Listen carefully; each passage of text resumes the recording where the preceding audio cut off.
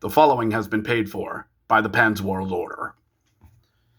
Well, Money in the Bank has come and gone, and so has the Raw afterwards.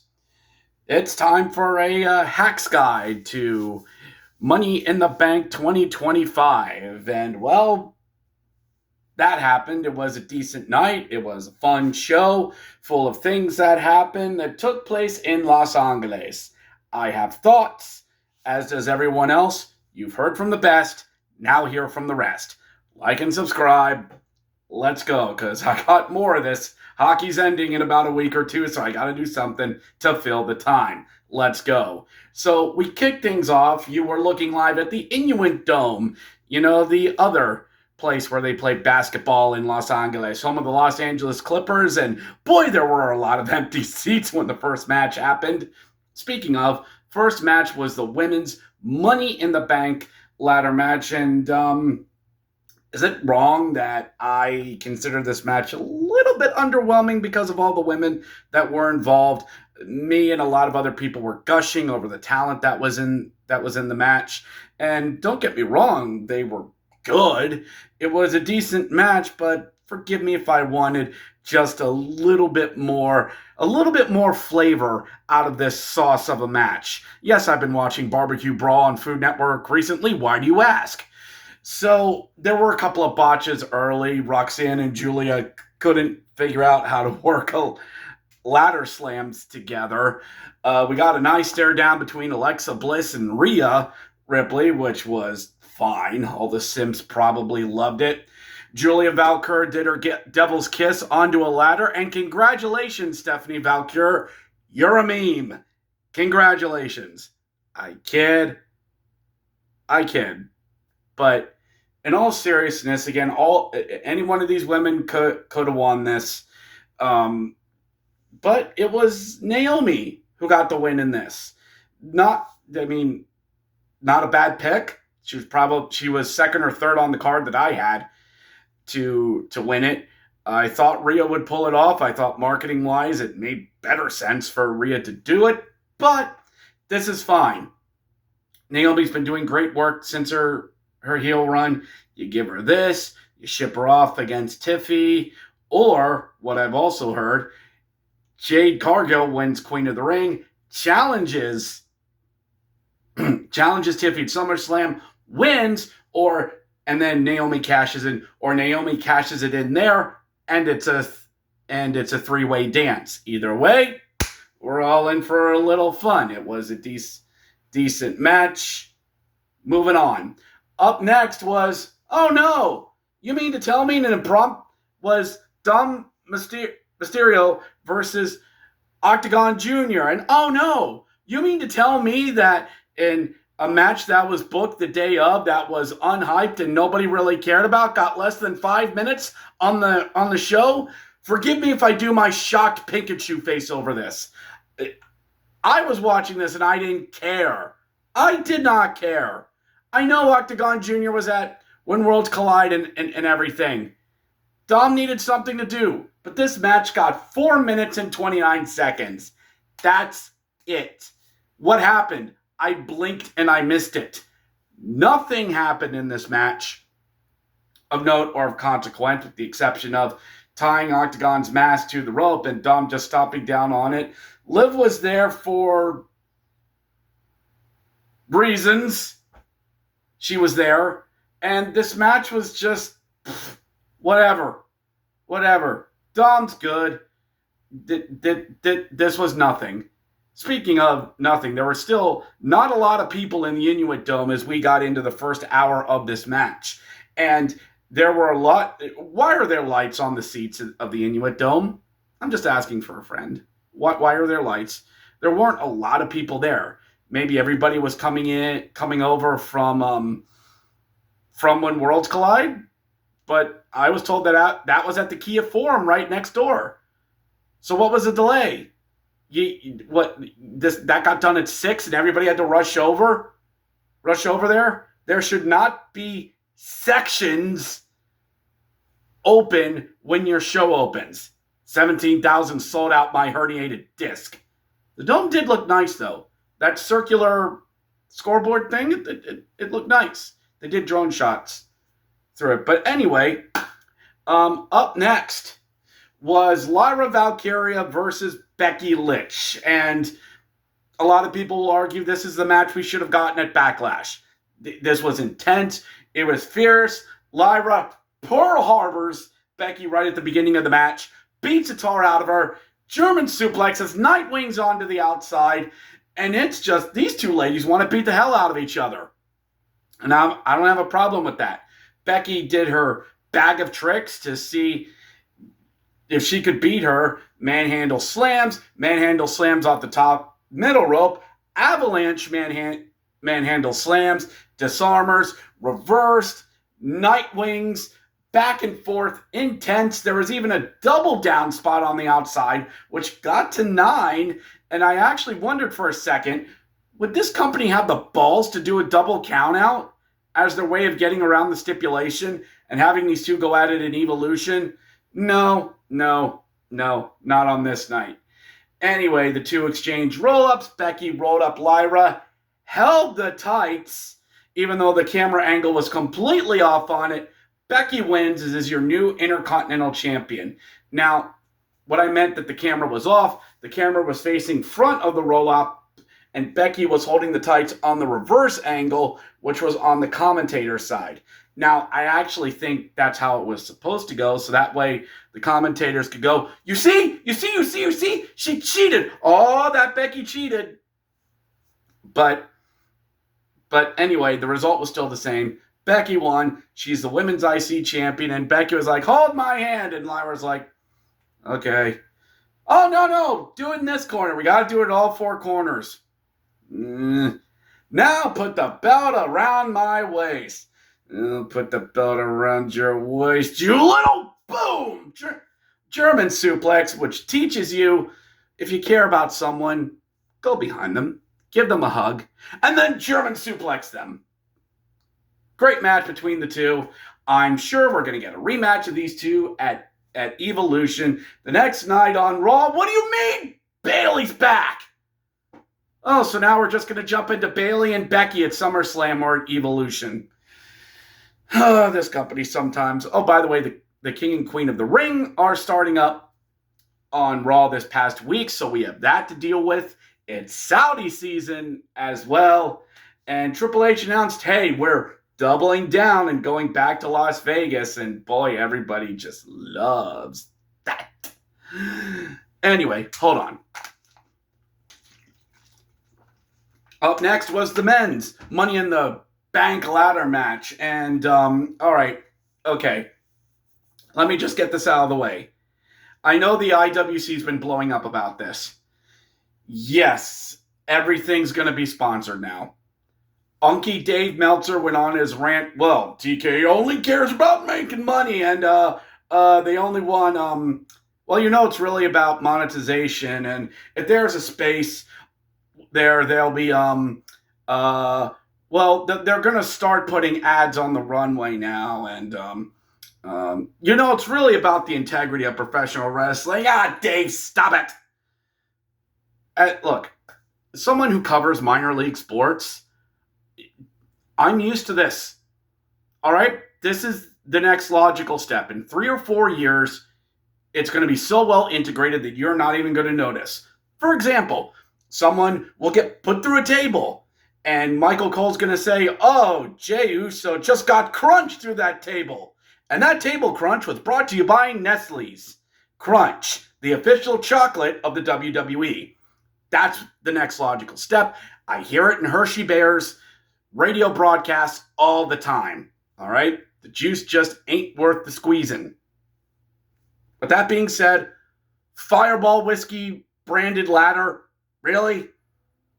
Fireball branded ladder, which Chad Gable and American Made went, let's use this ladder that's sponsored and put it underneath the ring so our friend El Grande can use it.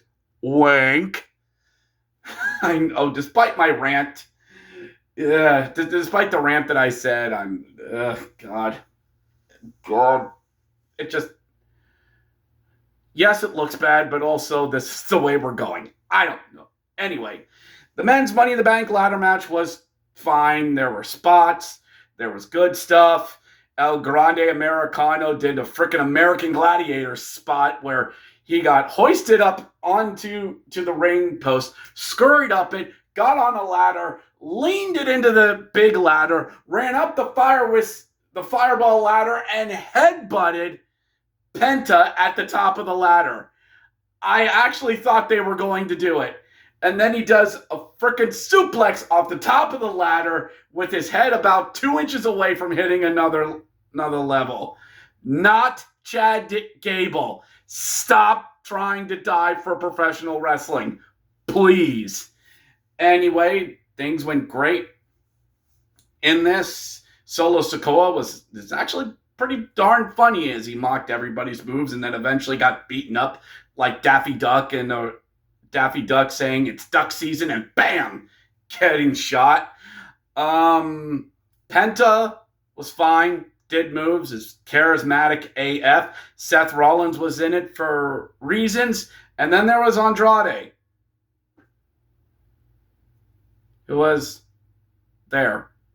Anyway, midway through the match, it's time to get the factions involved. The new bloodline runs out, and then Seth's faction runs out. Actually, strike that, reverse it, thank you. Seth's faction comes out, Solo calls out the new bloodline, and we get a stare down of 4 big, beefy boys ready to go at it. Meat between all 4 of these men. And frickin' Jacob Fatu doing a pop-up Samoan drop on frickin' Big Bronson Reed. And suddenly we have JC Mateo staring down Braun Breaker, and that's a good side of beef. If this is what we're going to eventually get at War Games, you're going to give me big meaty men bumping meat? Fine. Meat. And if you get that Ren and Stimpy reference, I love you and makes me realize I'm old. Anyways, Jacob Fatu helps Solo ascend the ladder, and I'm like, they're really going to put the briefcase on Solo? That's a bold strategy there, Cotton, but Jacob Fatu holds his ankle, only one of them because he's that strong apparently. I hate you, Solo! Boom! Beats the tar out of him, throws him through a ladder, and there's your SummerSlam matchup, Solo Sikoa versus Jacob Fatu. We've known he's the guy for a while, and this just proves it.